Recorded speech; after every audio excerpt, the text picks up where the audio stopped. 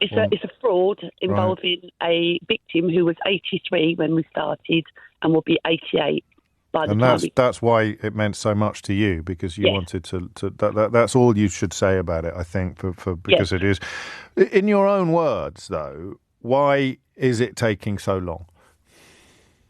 That I don't know. That was questioned. I've had COVID. I understood the delay in COVID, although there were cases being heard during COVID, all but behind closed doors. Yes. I don't know. I have questioned it. One of the answers I got were the Conservatives and cuts. But ultimately, I stayed for my victims. I know because you I did. wanted to provide continuity, reassurance. And in the end, I had to go, reluctantly. Yeah. I had to go. You can't be more comebacks than Barbara Streisand at this rate, Christine.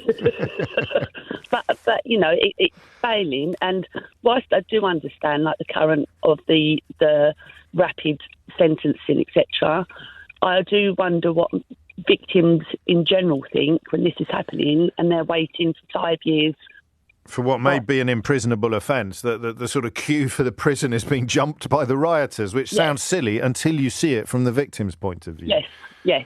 Gosh, I hadn't thought of it that way round. I mean, I don't suppose you're allowed to still be in contact with the victim, are you? But they must find it even harder to understand than you do.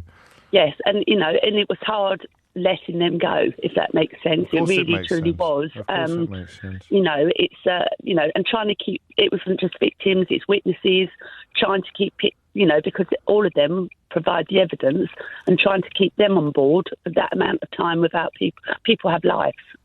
And people, you're asking them people to put their lives on hold. So what we need to do, if I marry your call to Andrea's, the idea that what we're talking about here is a moment of crisis is ridiculous. We're talking about a broken system that needs root and branch repair from the top down. Yes. Or the bottom up, if you prefer. Yes. Christine, thank you for that. And just for the record, it's clear that your motivation was the welfare of your victims, I'll call them, although that obviously might need a little bit of explanation for someone who's just tuned in. But the victims for whom you care. And I wish all police officers were like you. I really do. Thank you. Thank you.